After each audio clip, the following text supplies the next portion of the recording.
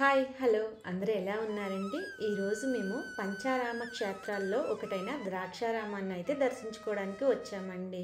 మేము మే నెలలో అయితే వచ్చామండి. ఇక్కడ చూసారా చలివేంద్రము, ఇక్కడ మజ్జిగ అయితే సప్లై చేస్తున్నారనమాట. భక్తులకి ఎటువంటి ఇబ్బంది లేకుండా, వడదెబ్బ తగలకుండా మజ్జిగ అయితే సప్లై చేస్తున్నారు. వెళ్ళేసరికి మార్నింగ్ 11:30 అయితే అయిందండి. ఎండలు అయితే మండిపోతున్నాయి. చూసారా అక్కడ గొడుగులు కనిపించాయా? వాహన పూజ చేస్తున్నారండి. పంతులు గారు గొడుగు వేసుకొని చేస్తున్నారనమాట. దీన్ని బట్టి మనకు అర్థమవుతుంది ఎండ తీవ్రత ఈ విధంగా ఉందనేది. సో మేమైతే ఫాస్ట్గా టెంపుల్లోకి అయితే ఎంటర్ అయ్యామండి. ఎందుకంటే టెంపుల్ క్లోజింగ్ టైం అయిపోతుందేమో అని భయంతో మేమైతే వెళ్ళాము. గుడికి దగ్గరలోనే చెప్పులు వదిలాము, కానీ కాళ్ళు అయితే విపరీతంగా కాలిపోయినాయండి. ఆ కొద్ది డిస్టెన్స్కి కూడా పరుగులు తీసామన్నమాట మేము. సో ఇక్కడ చలివేంద్రం పెట్టి చాలా మంచి పని చేశారండి. లేకపోతే భక్తులు అయితే చాలా ఇబ్బంది పడతారు ఆ ఎండకి.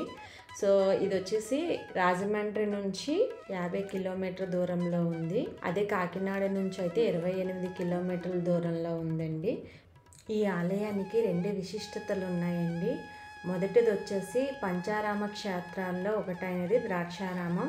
అలాగే అష్టదశ శక్తి పీఠాల్లో 12వ శక్తి పీఠం కూడా ద్రాక్షారామంలో ఉన్నారండి అమ్మవారు. ఇది మాణిక్యాంబ సమేత భీమేశ్వర ఆలయం అన్నమాట. ఇది కోనసీమ జిల్లాలో ఉంది. ఇక్కడ అమ్మవారి ఎడమ బుగ్గ పడిన ప్రదేశంగా చెప్తారండి. ఇది అష్టదశ శక్తి పీఠాల్లో 12వ శక్తి పీఠము. ఇక్కడ ప్రాంగణం చూస్తే చాలా పెద్దదిగా ఉందండి. టెంపుల్ టైమింగ్స్ వచ్చేసి మార్నింగ్ 6 నుంచి ఆఫ్టర్నూన్ 12 o'clock వరకు, మళ్ళీ ఈవినింగ్ 4 o'clock నుంచి నైట్ 8 o'clock వరకు అండి. మేము వెళ్ళేసరికి 11:30 అయ్యింది. అందుకే మేము త్వరగా పరిగెట్టుకుంటూ లోపలికైతే వచ్చాము, ఎక్కడ గుడి క్లోజ్ చేస్తారేమో అని. సో ఇక్కడైతే కొబ్బరికాయలు కొట్టే స్థలం అండి. పెళ్ళిళ్ళు కూడా జరుగుతాయి అనుకుంటాను ఈ టెంపుల్లో. మీకు కనిపిస్తుంది అక్కడ మండపాలు ఉన్నాయి. రైట్ సైడ్లో చూసుకుంటే మండపాలు ఉన్నాయి. సో ఈ ఆలయాల్లో కళ్యాణాలు కూడా జరుగుతాయి అనుకుంటాను. ప్రాంగణం అయితే చాలా పెద్దదండి. కాకపోతే మేమైతే చుట్టూ అంతా చూడలేదు, ఎందుకంటే ఎండ చాలా ఎక్కువగా ఉంది, పిల్లలు కూడా ఉన్నారు, ఇబ్బంది పడుతున్నారని చెప్పేసి. మనకి ఇలా ఎంటర్ అవ్వగానే ఇక్కడైతే టికెట్స్ కౌంటర్ అయితే ఉందండి. మీకు కనిపిస్తుందా లెఫ్ట్ సైడు టికెట్ కౌంటర్ ఉంది. ఉచిత దర్శనానికి కూడా వెళ్ళొచ్చు. మేమైతే ఉచిత దర్శనానికి వెళ్ళామండి. లెఫ్ట్ సైడ్ అయితే మనకి వినాయకుని టెంపుల్ ఉంటుందండి. ద్రాక్షారామం పేరు వెనుక ఉన్న కదా, పార్వతీదేవి తండ్రైన దక్ష ప్రజాపతి ఇక్కడే యజ్ఞం చేశాడని నమ్ముతారంట. తద్వారా ద్రాక్షారామం అని పేరు అయితే వచ్చిందంటండి. ద్రాక్షారామం ఎలా ఏర్పడ్డాయి అనే స్థల పురాణాన్ని నేనైతే అమరేశ్వర ఆలయంలో అయితే వీడియోలో చెప్పానండి. ఆ వీడియో లింక్ అయితే కింద ఇవ్వబడుతుంది.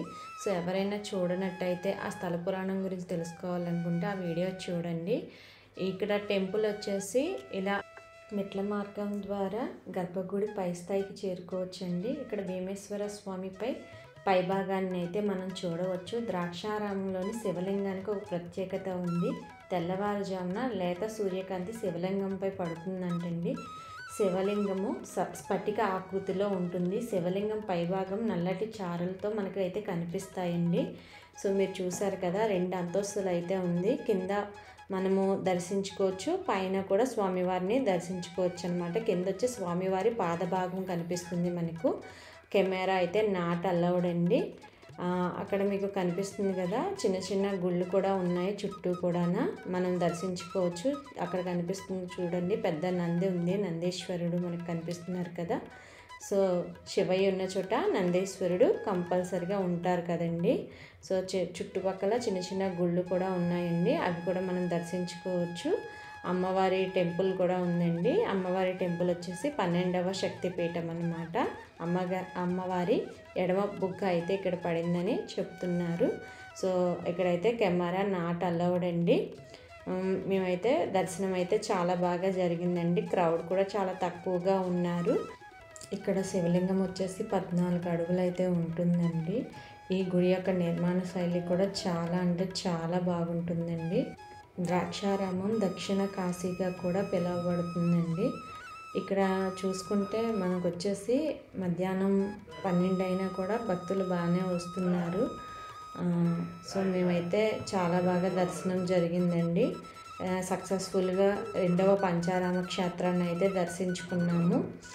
చాలా అంటే చాలా బాగా జరిగిందండి. కాకపోతే ఎండలు ఎక్కువగా ఉండడం వల్ల కొంచెం పిల్లలతో మాకైతే ఇబ్బంది అయిందండి.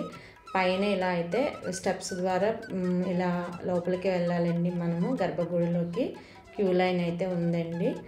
అక్కడ మనం లైన్స్ ద్వారా వెళ్ళాలి. స్టెప్స్ ఎక్కేటప్పుడు అయితే నాకైతే పాపని ఎత్తుకొని ఎక్కడం వల్ల కొంచెం ప్రాబ్లం అనిపించింది, ఎందుకంటే పాప నిద్రపోతూ ఉంది. సో మేమైతే ఇలా వెళ్ళి దేవుణ్ణి అయితే దర్శించుకున్నామండి. సో టెంపుల్లోని దేవుణ్ణి అయితే తీయటానికైతే కెమెరా నాట్ అలౌడ్ అండి. సో ఇక్కడ చూసుకుంటే చాలా అంటే చాలా బాగా అనిపించింది, కొత్తగా అనిపించింది అనమాట. ఇలా 2 అంతస్తుల్లోని టెంపుల్ చూడటం అయితే నేను ఫస్ట్ టైం అండి. సో నాకైతే కొంచెం కొత్తగా అనిపించింది. స్వామివారి లోపల ఏ విధంగా దర్శనమిస్తారో ఇక్కడైతే ఇమేజ్ యాడ్ చేసామండి. చూడండి, మీరు కూడా దర్శించుకోండి. హరహర మహాదేవ శంభో శంకర. నెక్స్ట్ వచ్చేసి పంచారామంలో 3వ క్షేత్రంతో కలుసుకుందాము. Until then bye bye. Thank you all.